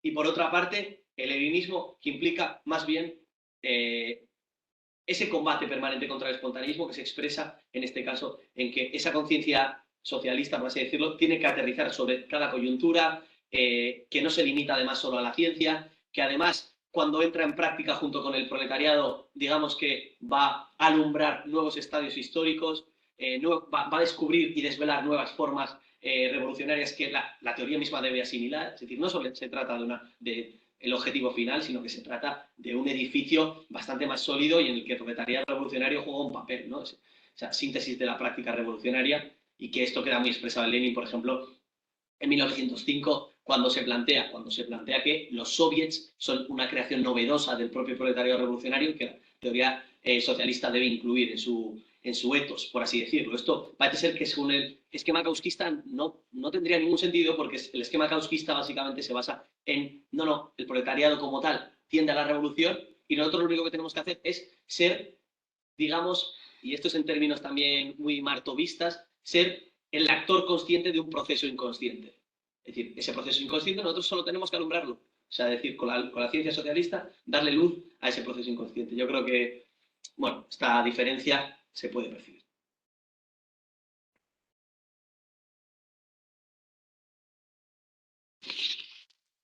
Vale, pues no sé si alguien tiene algo más que decir. No ha salido alguien, no sé quién ha sido, pero bueno, si alguien tiene que decir algo, pues que levante la mano. Si no, pues sigues tú. Tú tienes algo que decir. Es que tengo muchas cosas que comentar porque el texto de verdad... Cuando lo leí la primera vez me pareció como que bueno, que tenía cosas rescatables. Cuando lo he leído por segunda y tercera vez para hacer la presentación me ha parecido como... O sea, ¿esto qué es? O sea, sí, o sea, yo no sé.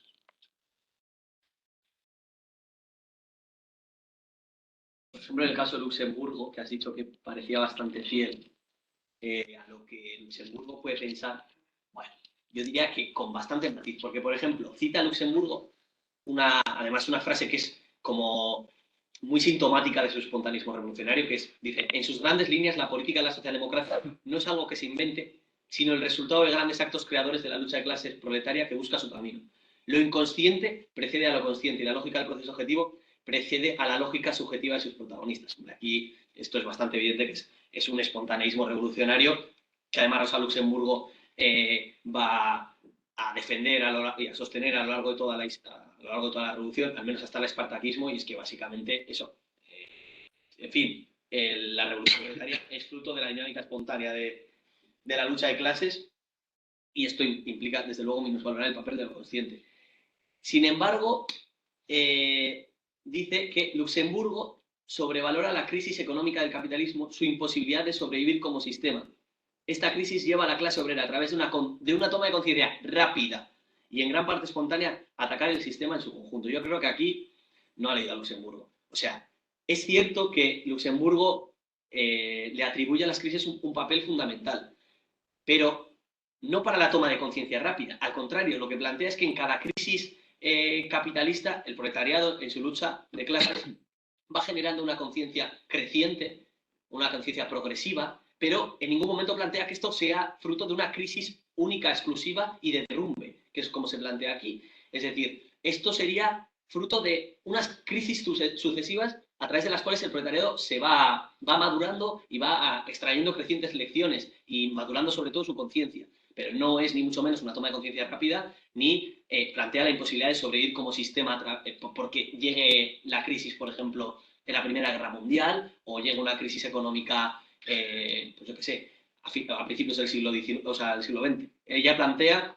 que la crisis es una dinámica objetiva dentro del capitalismo y que a través de ella se va tomando conciencia, pero que es un proceso progresivo y que, bueno, el cual el proletariado va acumulando experiencia y va acumulando conciencia, ¿no? Pero yo creo que, bueno, aquí peca excesivamente de atribuirle a Rosa Luxemburgo posiciones espontaneistas que tampoco comparte del todo. Es que el problema con Luxemburgo es que el fatalismo económico, o sea, más que se le ha atribuido a Luxemburgo, pero es más propio de los luxemburguistas que de Luxemburgo en sí.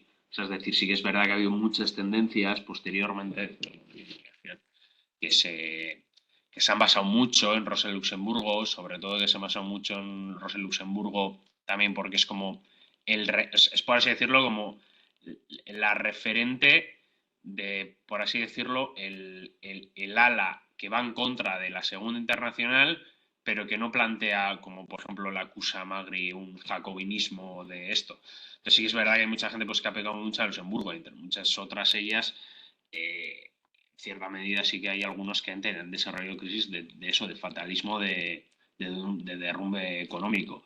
Pero eso dentro de la, por así decirlo, del movimiento comunista, pero también de otros movimientos. O sea, quiero decirte, por ejemplo, la gente anarquista, aunque ellos no lo sepan, la teoría termitera, por así decirlo, es decir, de que nosotros ahí vamos como haciendo que el sistema no pueda funcionar y al hacer que ese sistema no pueda funcionar, pues eso, vamos como una termita comiendo las bases y se derrumbará todo y haremos la revolución, viene de ese tipo de lecturas. Sí, sí, es cierto que a mí me parece que es, o sea, atribuirle a Luxemburgo un determinismo económico en ese sentido es erróneo. Y luego, pues un poco y también por repasar en general, o sea, yo cuando he dicho que a mí me parece que la caracterización que hace de Rosa Luxemburgo me ha parecido que es como la mejor que hace, o sea, yo en el sentido que me parece que sí que coge a mí como puntos fundamentales, pues la cuestión pues que lucha contra el oportunismo alemán, pero también peca de espontaneísmo, lucha contra esto desde Lenin, la cuestión de las crisis, aunque sí que es verdad que yo creo que no está muy bien expresada, pero es que claro, es que lo comparas con las otras estas que hace, bueno, Lucas ya lo he comentado, o sea, yo lo que he comentado de Lucas, o sea, a mí para la época me puede parecer válido, porque igual Lucas en esa época, pues evidentemente, pues todavía no se había arrepentido, y se había arrepentido no era público, que se había arrepentido no se habían hecho públicos los desarrollos, o sea, hay que decirte también, eso es cuestión de una ventaja de que yo lo veo, pues a 50, 60 años pasado, pues quiero decir cómo se ha arreglado la cuestión. Pero lo de Lucas evidentemente no es válido. Lo de Lenin, o sea, quiero decirte, Lenin no sabe, yo no sé qué ha leído de Lenin, pero yo no entiendo de dónde sacan muchas de las conclusiones que saca. O sea, que parecería o sea, porque ahí se parece, o sea, el texto parece que está como una tensión entre que, no, es que la deformación que pues luego menciona que tiene el stalinismo es por problemas que tiene el propio leninismo, por una vertiente jacobiana, pero claro, Lenin lucha contra ellos, pero no es propio del planteamiento de Lenin la tendencia jacobiana, y está ahí como en un callejón sin salida que también, como diría el mismo de Lucas, que no consigue salir. Y luego la caracterización que hace de Marx, bueno, la interpretación que hace que le da pues, de Marx, pues eso, de la cuestión de que, pues al hilo de lo que has comentado tú, de que no es una cuestión de simplemente de iluminarlo, por así decirlo, con una ciencia esto, sino del derrumbe de toda la estructura social, pues bueno, sí que es verdad que pues, podría en ese sentido pues, reflejar un poco bien el espíritu, pero claro, se le atribuye que no tiene una teoría cabal de la clase. Lo del partido, pues bueno, yo creo que en el caso del partido sí que se puede considerar que no hay, por lo menos sistemática, pues sí, escrito, o sea, Marx tiene escritos el manifiesto comunista, etcétera, etcétera, pero es que, por ejemplo, el manifiesto comunista, aunque lo escribían Marx y Engels, también es un texto que escriben Marx y Engels en un inicio de forma anónima, es para una organización, o sea, quiero decirte, o sea, cuestión valorar hasta qué punto el manifiesto comunista, todo lo que se ve plasmado en el manifiesto comunista, nos responde también más a una necesidad política que a un esto. O sea, yo algunas veces en otras sesiones lo he comentado, pero a mí me parece que si quieres buscar un desarrollo del partido de Marx y Engels, te tienes que ir más bien a sus cartas y a su actividad política en la IT que a los textos canónicos, por así decirlo. Y luego Gramsci, pues qué decir, o sea, Gramsci, la lectura que hace de Gramsci, me parece que va bastante al hilo de la lectura que hace la sociología clásica y por lo cual, pues Gramsci es un autor que vale citar, pues desde que lo puede citar cualquiera, aunque lo cita Rejón, bueno, a mí igual ya Rejón no lo cita, pero cuando empezó pues lo citaba Rejón, y coge la versión de Gramsci, más por así decirlo, falsificada, podríamos decir, es decir, como la más light en cierto sentido de que, bueno, que está Gramsci, ¿cuál es la clave de Gramsci? Que ha hecho, bueno, sí, un análisis de la cultura y de cómo se relaciona la cultura con la sociedad, porque claro, porque todos los demás hasta ahora no habían hecho un análisis de la cultura, lo cual está con un pensamiento, o sea, un poco estúpido pensar que, claro, que el análisis que hace, por ejemplo, Lenin es que no, que claro, es que la cultura zarista era muy simple, pero claro, la sociedad burguesa que analiza Gramsci es mucho más complicada, porque no sé, los rusos aparentemente no tenían ahí la iglesia ortodoxa como Gramsci tenía la iglesia católica, entonces es mucho más compleja, entonces claro, Lenin no hace unos análisis, parece que vende como que Lenin haría unos análisis, Lenin o cualquier otro, unos análisis totalmente mecánicos de, bueno, no, todas las instituciones son una cuestión de clase, que no tienen contradicciones entre sí, que van ahí como, hay dos clases, proletariado y burguesía, entonces ahí todo va a piñón y no hay ningún como, bueno, si precisamente dentro del análisis de Lenin hay riqueza, es porque incluye los sectores campesinos, porque incluye en plan, o sea, el concepto de hegemonía es un concepto puramente, o sea, es leniniano, o sea, no lo adopta él, creo que no utiliza la palabra hegemonía directamente, pero a ver qué es la dirección proletaria de la reacción democrático-burguesa, es precisamente el concepto de hegemonía de Gramsci, o sea, de concepto de hegemonía en Lenin, sí, que después igual, digamos, perfila o acuña el propio término Gramsci y le da las vueltas que le tenga que dar, pero el concepto de hegemonía, y no solo cultural, sino, o sea, ¿qué representa la hegemonía para Lenin? Es una cuestión que no ha sido muy estudiada. Hay un libro de Alan Sandro que se llama Lenin and the Logic of Hegemony, que, bueno, está en inglés, es un libro no es fácil de leer, pero bueno, o sea, donde rastrea precisamente este fundamento del concepto de hegemonía en Lenin y plantea que es un concepto bastante complejo. O sea, quiere decir, no es no, bueno, dirección de los campesinos y punto, ¿no? Sino cómo se va articulando ese concepto a lo largo de la experiencia bolchevique, cómo se van introduciendo también, o sea, cómo va introduciendo, incorporando la lucha de masas al concepto de hegemonía y qué papel juega en él, o sea, en fin, y más allá de la hegemonía cultural entendida como algo es.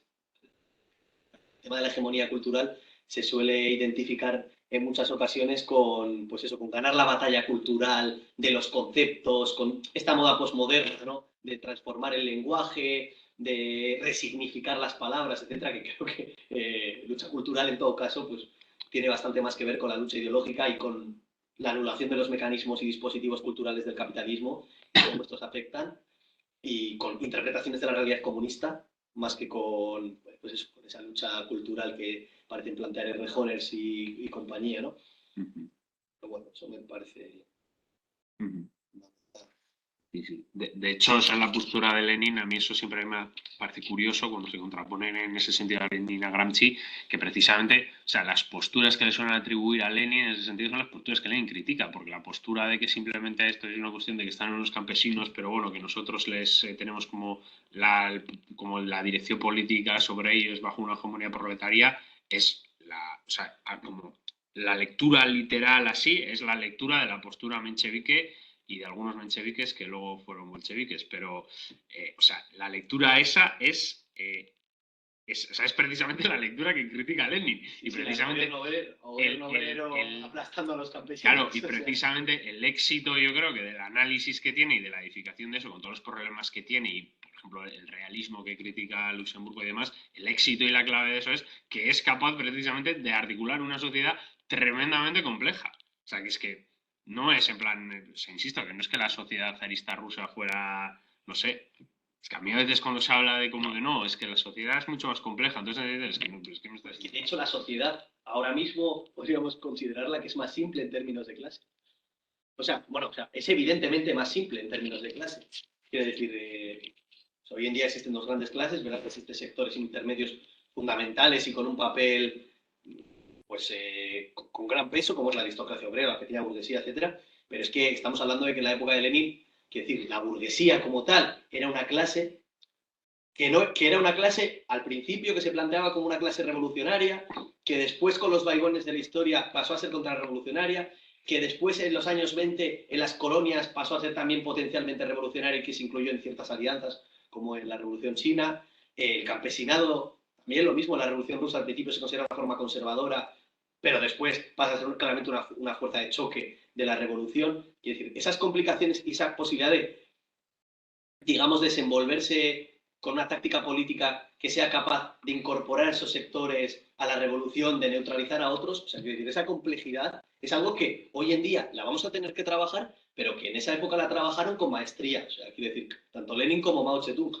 Pero sí que es verdad que existe cierta tendencia al tema este de, bueno, que hoy en día la sociedad es más compleja, que no se pueden aplicar recetas mecánicas, ¿no? Toda esta palabrería que se suele utilizar, que es cierto, no se pueden plantear las más estrategias y tácticas, pero que esto no sirva como coartada para, bueno, para rechazar y renegar de esas experiencias, porque encima es un poco, yo creo que es un poco eurocentrismo, hasta cierto punto. O sea, esa sensación de que, bueno, esos sectores que los rusos eran paletos, desarrollados. Que sí, que les decías lo que tenían que hacer y te hacen caso. Claro. Porque eran paletos, que no sabían ni hablar ni escribir. Sí, hay una tendencia claramente como hacer esa lectura. O sea, yo creo que estoy de acuerdo. Sí. Ahora bien, sí que creo que hay una cosa que es cierta y que tiene bastante importancia y que distingue a las revoluciones socialistas actuales de la revolución rusa, las revoluciones democrático-burguesas de aquella época, y yo creo que lo menciona Magri en alguna ocasión, es el tema de que el Estado zarista como tal era incapaz de digerir y fue incapaz de digerir las transformaciones revolucionarias que las relaciones de producción burguesa estaban provocando. O sea, es decir, el Estado zarista era una forma política heredada de la monarquía absoluta, es decir, de una fase de transición entre el feudalismo y el capitalismo, que era una forma política que fundamentalmente defendía los intereses de los terratenientes. Pero con el auge de la burguesía, digamos que la correlación de fuerzas se va cada vez más desplazando hacia el lado de los capitalistas. Esa forma estructural del zarismo, con el paso del tiempo, va a ser incapaz de digerir todas esas contradicciones y lo que va a hacer al mismo tiempo es que esas masas en movimiento que existen en Rusia, campesinas, obreras, tengan una casi inmanencia revolucionaria, una tendencia natural a la revolución.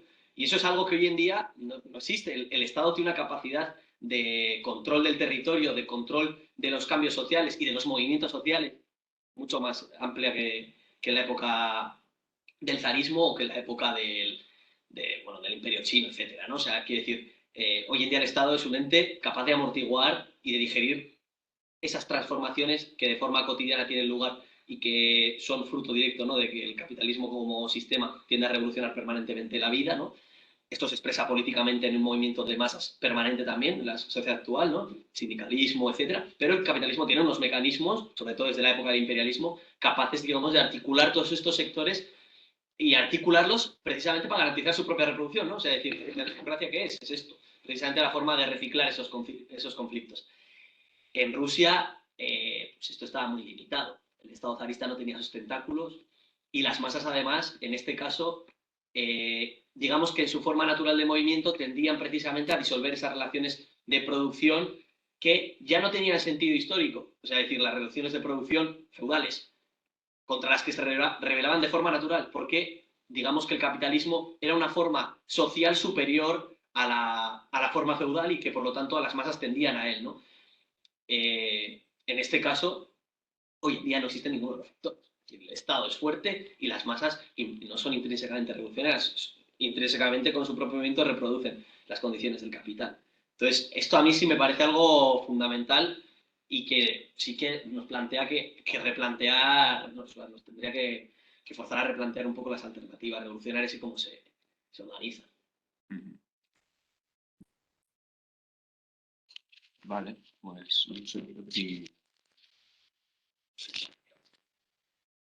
si eso, si alguien quiere comentar algo más o hay alguna pregunta.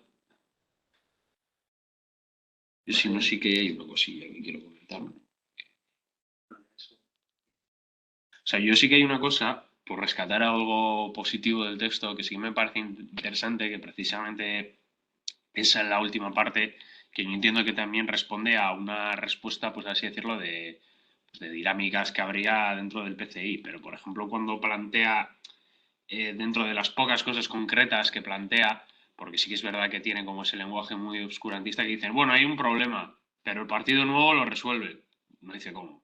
O sea, es como, en plan, sí, bueno, lo resuelve, pero no se sabe por qué.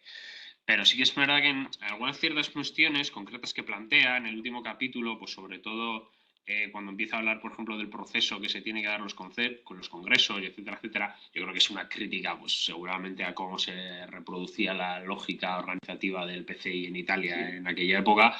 Pero a mí me parece bastante útil como las cosas que plantea, junto también con el problema que hay ese precisamente entre esa tensión entre, por así decirlo, el individuo y el ser social, el hecho de, pues, dentro de las pocas cosas esas que plantea, pues, de cómo se tienen que realizar los congresos, el hecho de romper con las unidades esas, a mí eso me parece una cuestión bastante importante y sobre todo hoy en día, porque claro, mantener como una cierta fraccionamiento de unidades rígido y estático, pues en el contexto, bueno, contexto, por así decirlo, de represión más grande, igual por necesidad, pues evidentemente sí que, en plan, hay que cortarlo.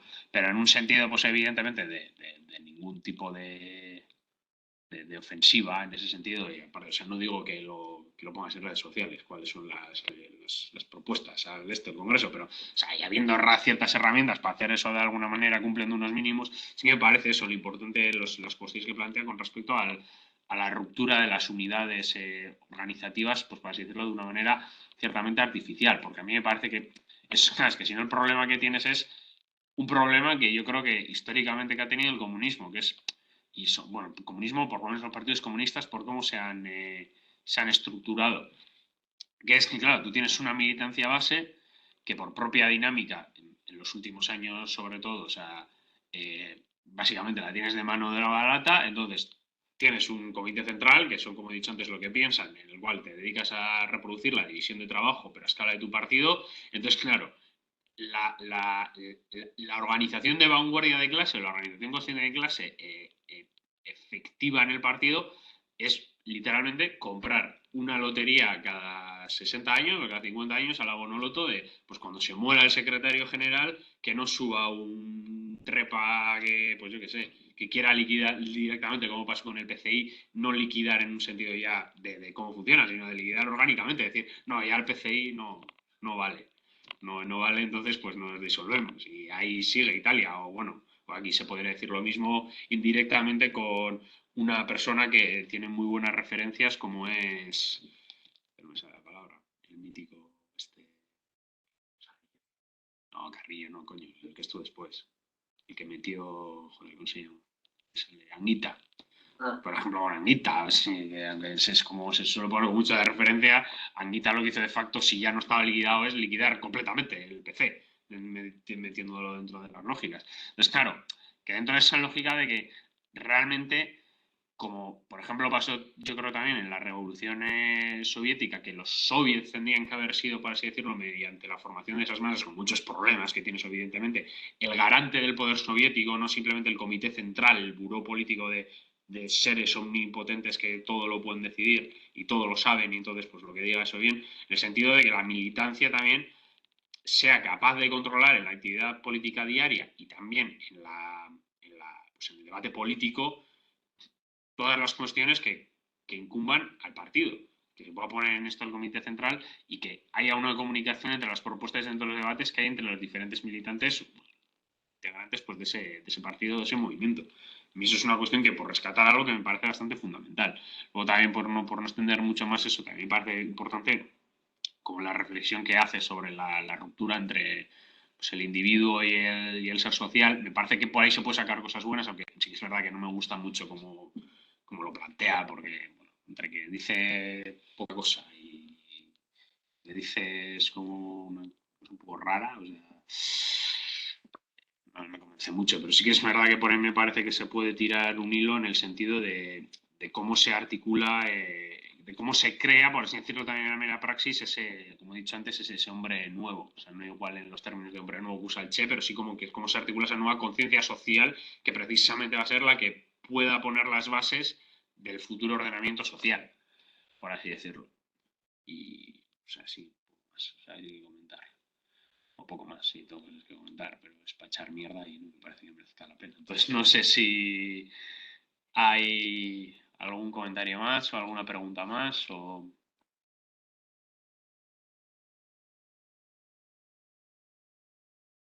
Decía que se suele decir. 2 semanas Monty Johnston el día 8 de marzo. Sí, eso El 8 de marzo, sí. Monty Johnston, el último texto del GOP1 y para mí el mejor texto. O sea, mejor a nivel de calidad. O sea, luego a cada uno le puede interesar, pues le interesa más este porque igual tiene más actualidad. El de Monty Johnston es un repaso de la teoría de la revolución o del partido Marx y Engels. Es Marx y Engels el concepto partido, creo. Pero para mí es un repaso sistemático, fundamentado, o sea, documentado, y encima explora igual escritos, como tú has dicho, de cartas que quizá no son tan conocidas, y creo que encima les dota de bastante coherencia a los escritos de estos dos autores y extrae una teoría del concepto del partido, yo creo que bastante precisa y acertada. Otra cosa, tengo que releerlo todavía, pero cuando lo leí por primera vez me pareció que sí. Y pues, bueno, creo que tenemos cerrado. ¿Quién presenta? Sí. Vale, presenta Bello, así que nada. Vale, pues dicho esto, finalizamos por hoy, así que pues muchas gracias a todos por asistir.